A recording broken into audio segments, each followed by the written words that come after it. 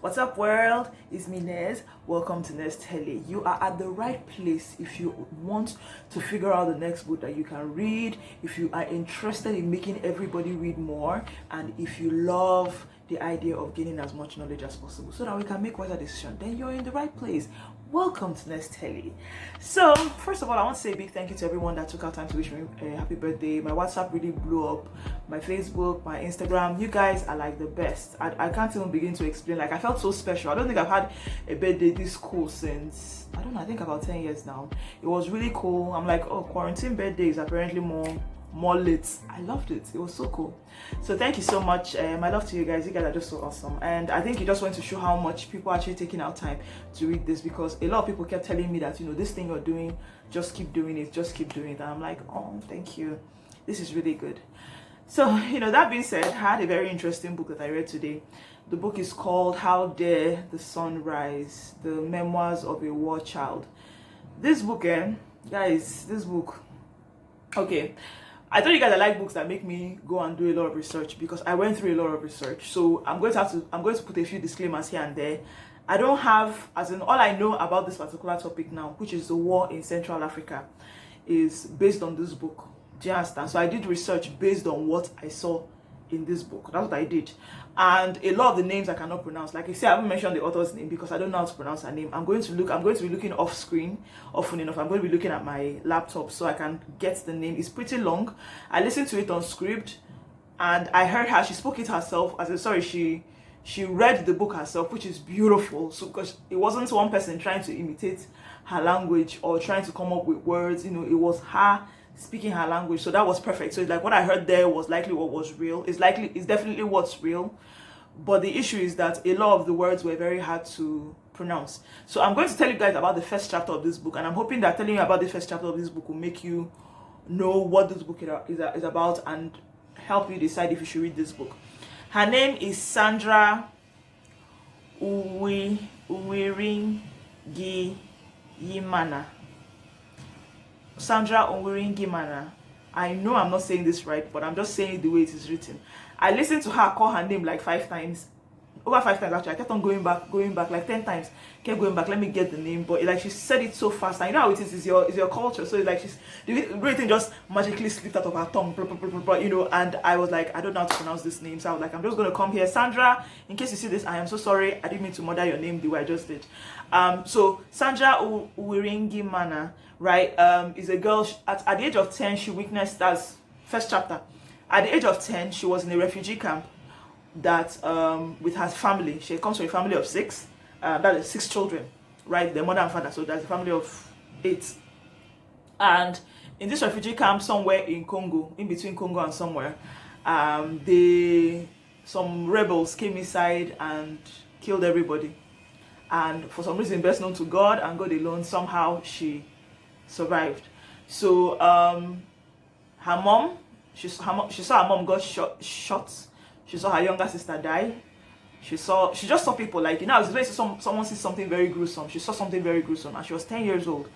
Her mind at that very young age, trying to process that, was basically what I think I loved about this book. There's a saying in Nigeria that when two great, or I think it's an African saying, when two great animals fight in the forest, is the ground that suffers. The ground that consists of the grass, the gravel, and the sand. That's who suffers. So she is telling the story as either a grain of sand, or as a piece of rock, or as a grass. A lot of times when we hear of war, we hear, okay, these people fought against, that's this country against this country, as if these countries don't consist of actual people that have had to go through a lot of drama and a lot of trauma. So this is what this book is about, basically. That's the premise of the book. Basically, her and her family surviving after this period. There were also things that happened before, but let me tell you a bit about her people, what happened to them, why they were targeted like that. They are from the Banyamulenge, right? They were also referred to as the Congolese Tutsi, or Tutsi Congolese. So we know that it had a lot to do with tribe. Her tribe was greatly hated. Like she talked about how she used to go to school and kids would insult them and call her names, and she just kept feeling like, why are you insulting me? Like, we've known each other since forever, what's your problem? And you know, that's what she thought until one day it was time to, like, I don't know why I'm laughing about this, but it wasn't funny because suddenly they had to get up and run away because they started killing her people. And she grew up in a beautiful town in a beautiful Congolese city called Uvira. Now the thing is that what I liked about this book is that it made me go through, like, I had to go, I even looked at the Congolese map. I realized, you know, the annoying thing, what I think brings a bit of shame to me when I read books, when I'm reading books now outside Nigeria, is that I realize how little I know. In my mind, I know. You know how you know your mom? In your mind, you know, you're feeling wise. I don't know anything. No. I'm telling you. I was like, okay, so, because she talked about how when they fled, they were in the camp, I think it was in the outskirts of Congo. They now went to, what's another place? Burundi, then ended up in Rwanda. That's where they were. Then eventually she ended up in the US. So, and she became an activist. Like, she's doing very well for herself and for the people, those people that are basically the people that's her tribe, and the people that have been basically targeted by the rebel, this thing. Of course, there was a lot of conversation, there were a lot of questions in my head. It's like, I know there's a war in Congo. I thought the war had ended, and I'm looking, it's like, and the thing is that it's one of those wars that you don't even understand what the war is about anymore, because from what I'm reading, it sounds like everybody's saying different things. So it's like nobody even seems to know what's happening. One person saying based on this. And like I said, I like this book because she's talking as, she's not talking as I am from here or I'm from here, because basically when her people, when they tried to kill everybody from their this thing, basically they became stateless. They don't have a country because they cannot identify as Congo. They couldn't identify as Burundi either, which is close, and then they cannot be taken as Rwandans. Now, if any of you watch Hotel Rwanda, you know that in the Hotel Rwanda, the major issue was between two tribes. That's two ethnic groups, which was, I think, the Tutsis and the Hutu, right? And she is being referred to as Congolese Tutsi. So there was already a lot of hate for her particular tribe. And what I like about this book is that I feel like war is made to look glamorous a lot of times, maybe by the media and all that, because you hear of wars, sometimes even to sell movies, you see romance inside war. So like, it sounds very cool, in quotes. War is a bastard. A lot of us don't get it yet. You know, I'm from the eastern part of Nigeria, southeast part. I'm Igbo, right? I had family members that did not shy away from telling me stories of what happened in the war. Like, if you ask them, what did you do? Where were you during the war? They'll tell you, oh, this happened. And the horror in their eyes years after, because I was born over 10 years after the war, and the horror in their eyes after. So, what I like, another major thing I like about this Sandra lady is that she talked about the importance of people having to go through therapy after experiencing that kind of trauma. It affected her relationship with her family, even after they moved outside the country and they started, you know, in quotes, doing well for themselves. There was still a lot of trauma, a lot of conversations that they hadn't had, and they didn't even feel comfortable talking about it, because, like, where do you even start? Like, they had lost family, people were shot, like, in front of her. She saw just sparks, and they were just killing people in front of her, and she saw how she even survived. I said, it's just God, because she was inside a tent that was on fire, and the log fell on her. How God? Honestly, it was just God that said, well, this girl, you're coming out, and that was it. So she's just a very and she said that, yes, she explained that the people that were killing her were singing Christian music, that were killing her people, singing Christian music about how God has handed you over to us. It's sad, the how do I put it, the act that religion has played in this tribal this thing. You know, it's now so fused, we don't even know which is which.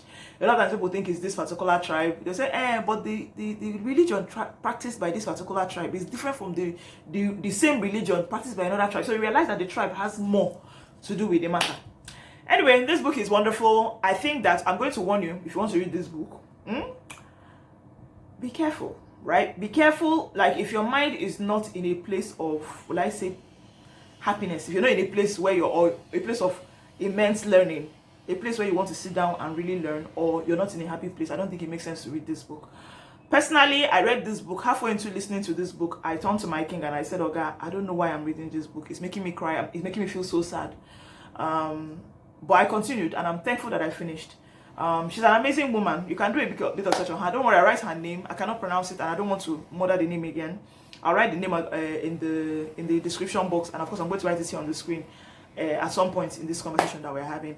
This book is wonderful. It's totally worth the read. I love this book. I love what she's about. She's still pretty young. I don't think she's up to 25 as it is. So it's like she's doing good work, and she's trying to see how she can get care for people in Congo now that is going through that is still being torn apart by the war. Hope you guys are doing good. Hope you're still taking out time to read. Thank you to everybody that's been taking out time to read. Someone actually literally downloaded the Buried Beneath the Baobab Tree after listening to the video I did about that, and I'm so thankful. Oh yes, a bit of a news. Keep going by Austin Kleon. I talked about it like 3 or 4 weeks ago, or 2 or 3 weeks ago, and I said I didn't know where you could get it in Nigeria, but you can find it in Robin Heights. Robin Heights actually has it, and you can also check out Latana. They both have it. So yeah. So that's what's up, guys. Thank you so much for checking it. If you haven't already, please shoot a like for me, and then subscribe to the channel and ring the bell so that I can get the notification every time you get anytime I put up a new video.